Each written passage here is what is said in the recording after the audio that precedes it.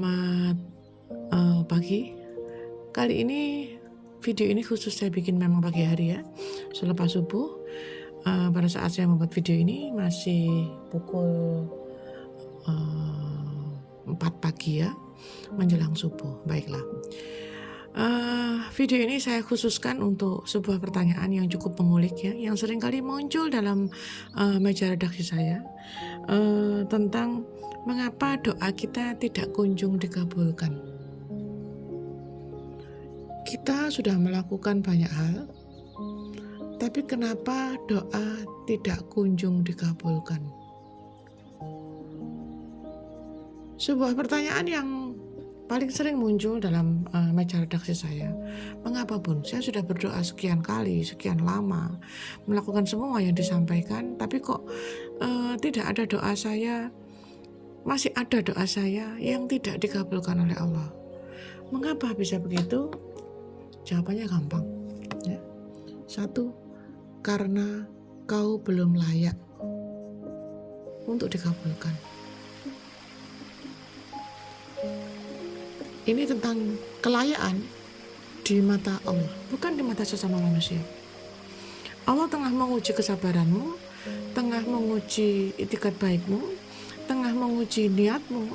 Apakah ketika engkau sudah dikabulkan doamu dan kamu sudah layak menerima, kamu sudah siap menerima, maka sekarang tugas kita adalah melayakkan diri agar semua yang kita inginkan, semua yang sedang doa-doa yang pernah kita lantunkan itu menjadi sebuah hadiah spesial yang akan muncul pada saat yang spesial.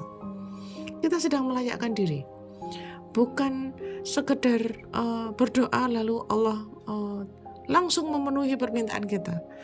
Maka Allah akan melihat skala prioritas, akan melihat apakah Anda sudah layak, dan akan melihat kepada siapa doa-doa itu akan dikabulkan. Ketika kita belum layak untuk diberikan hadiah seperti yang kita inginkan, mungkin karena terlalu banyak kesalahan, terlalu banyak dosa yang sudah kita lakukan, terlalu banyak item-item yang membuat Allah masih menahan terwujudnya doa itu, munculnya doa itu dalam kehidupan kita. Allah masih melihat apakah kita betul-betul qualified, betul-betul terkualifikasi gitu ya, untuk bisa mendapatkan apa yang kita inginkan. Lalu kalau sudah begitu, kira-kira bagaimana cara melayakkan diri? Mungkin masih banyak dosa,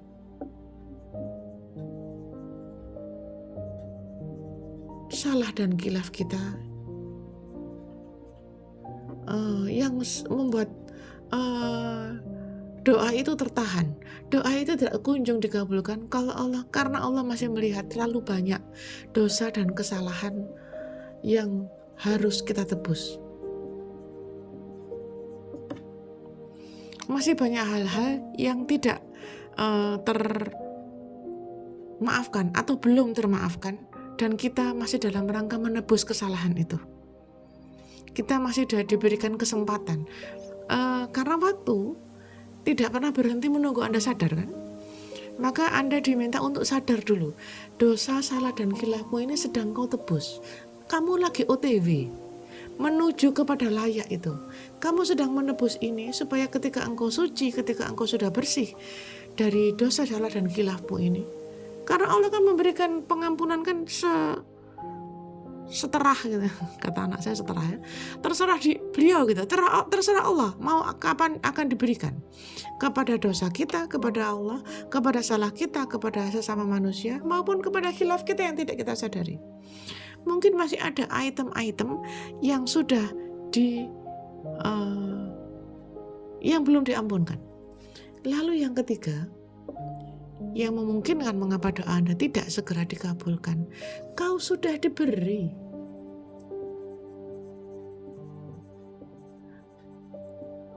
tapi lupa berterima kasih. Allah sedang melihat Anda, apakah menyadari bahwa sebenarnya kita sudah banyak diberi, tapi seringkali lupa berterima kasih, dan yang pasti terlalu banyak menuntut. Ini yang banyak terjadi.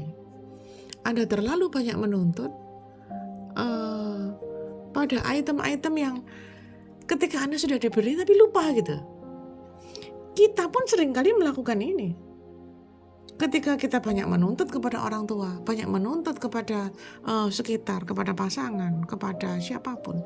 Tapi kita lupa ketika kita diberi, kita berterima kasih, menghargai, memuji yang sudah memberi. Seringkali ini yang banyak terjadi.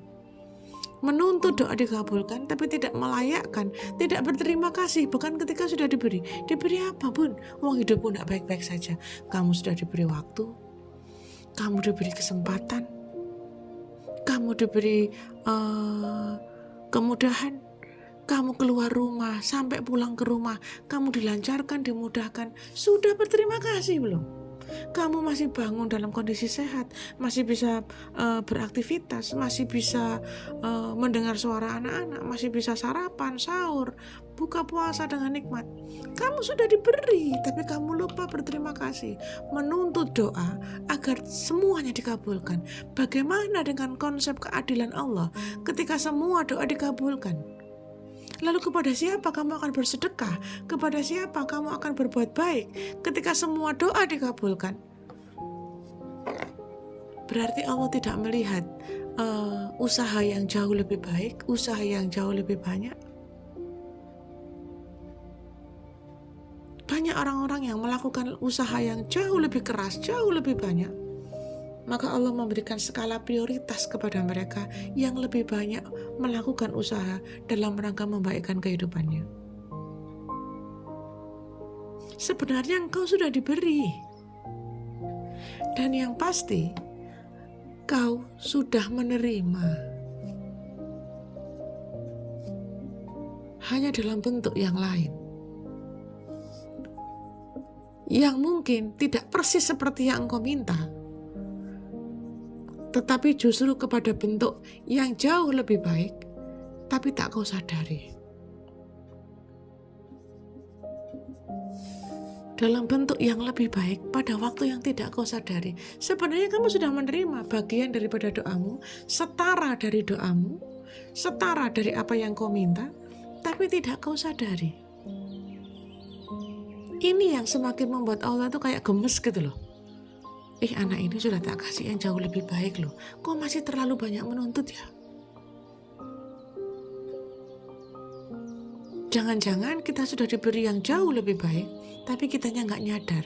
Allah sudah menjauhkan kita dari kesulitan-kesulitan yang kita tidak mampu tanggung. Sudah menjauhkan Anda. Memang sengaja tidak membuat doa Anda diberikan, karena Allah tengah menghold sesuatu yang jauh lebih buruk yang kamu nggak mampu tanggung. Kalau Allah sedang menghold, sedang menahan itu, karena sedang memberikan yang lebih baik, Anda bisa apa? Kecuali bersyukur dan menyadari bahwa ternyata yang maha baik itu selalu memberikan yang baik. Maka alangkah luar biasanya apabila kita mampu mengambil segala sesuatu seperti materi yang kemarin saya sampaikan dalam live saya kemarin siang ya. Berpikir positif, bukan hanya berpikir positif yang selalu berpikir positif, tetapi juga mampu merasakan hal yang positif. Pikiran dan rasa ini harus selaras. Antara pikir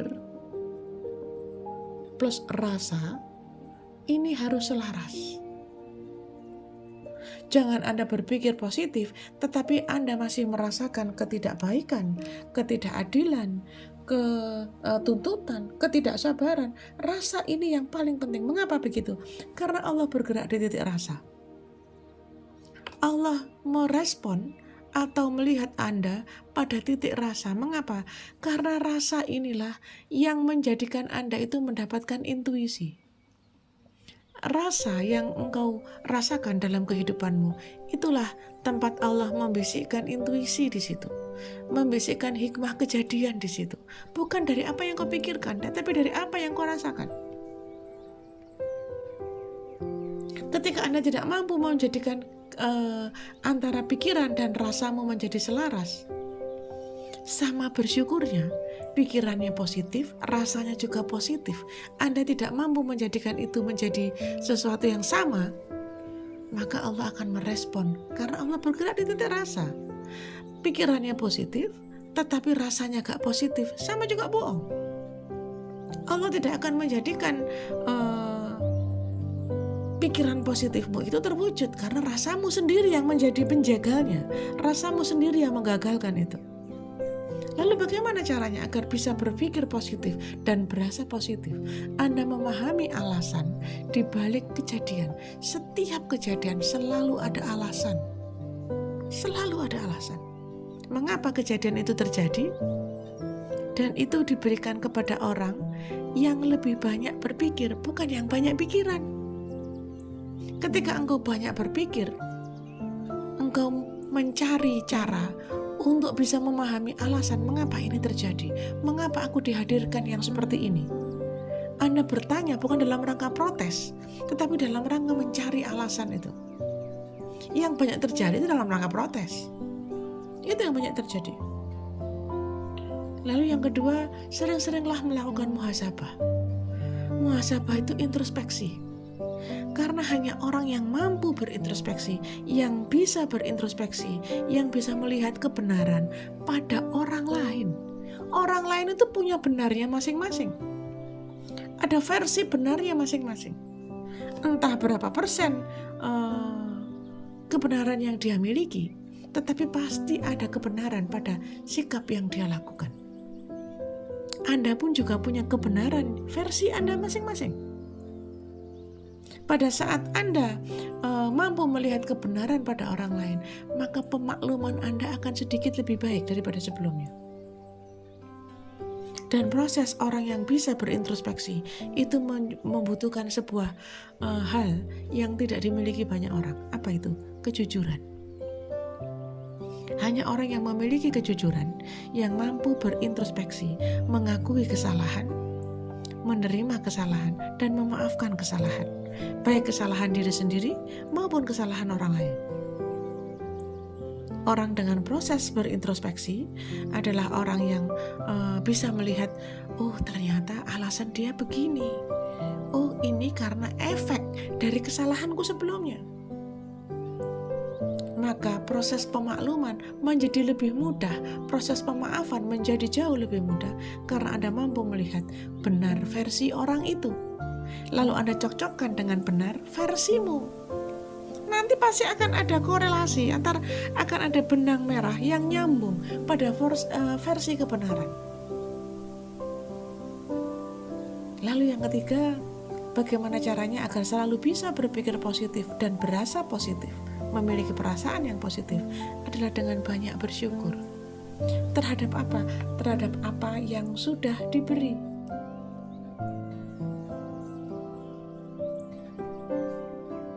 Terhadap apa yang sudah dinikmati.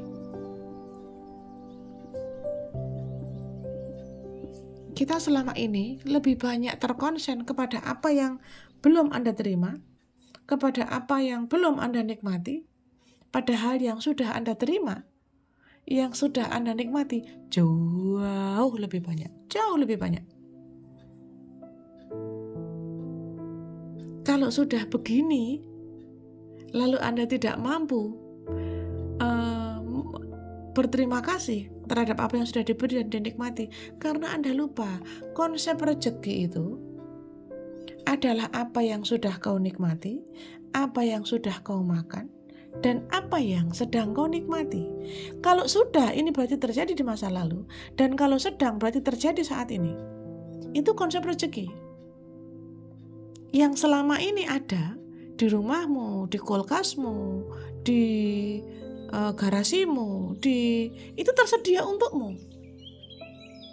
Baju-baju yang kau simpan bertumpuk-tumpuk di lemari itu tersedia untukmu, tapi bukan menjadi rezekimu karena belum kau pakai.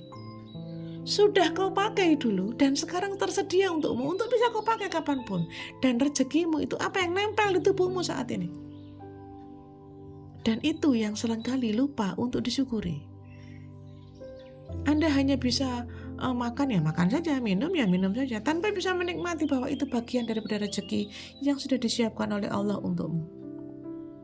Kita siapkan air dalam 1 gelas. Jika air dalam 1 gelas itu kau minum semua, kau habiskan dalam 1 gelas itu habis, maka rezekimu air 1 gelas itu. Tapi jika kemudian air dalam 1 gelas yang sudah kau siapkan ini, kau minum hanya setengah, lalu setengahnya kau biarkan tergeletak di meja, tanpa kau habiskan, hingga kemudian bersihkan oleh asisten rumah tanggamu atau oleh ibumu atau oleh anakmu, disimpan, dibuang gitu, maka yang menjadi rezekimu hanya yang setengah yang kau minum tadi. Yang setengah tadi sudah kau miliki tapi tidak kau nikmati, tidak kau masukkan ke dalam tubuhmu, maka itu bukan rezekimu. Mungkin itu rezeki untuk anakmu karena dia juga sama hausnya, atau rezeki untuk tanaman karena kau siramkan kepada tanaman, atau rezeki untuk kucing mungkin karena kau berikan kepada kucing. Maka yang menjadi rezekimu cuma setengah yang kau minum tadi. Selebihnya tersedia untukmu tapi tidak kau manfaatkan. Konsep rezekinya tersedia dan yang sudah kau nikmati. Dan saya yakin yang sudah kau terima dan yang sudah kau nikmati banyak. Hanya saja lupa kau syukuri. Anda lupa berapa liter yang sudah kau nikmati selama ini, yang kemudian kau buang ketika kamu sedang berurinase, ya, lagi pipis tuh. Selama Anda hidup, berapa liter air yang sudah kau nikmati, yang sudah menghidupimu, yang sudah menjadi bagian 70% dari tubuhmu. Dan itu tidak pernah kau syukuri, tidak pernah kau sadari. Karena engkau hanya konsen kepada kesalahan dan sesuatu yang belum kau terima. Sementara yang kau terima, yang sudah kau terima dan kau nikmati masih jauh lebih banyak dan seringkali loss, ya, lupa untuk disyukuri.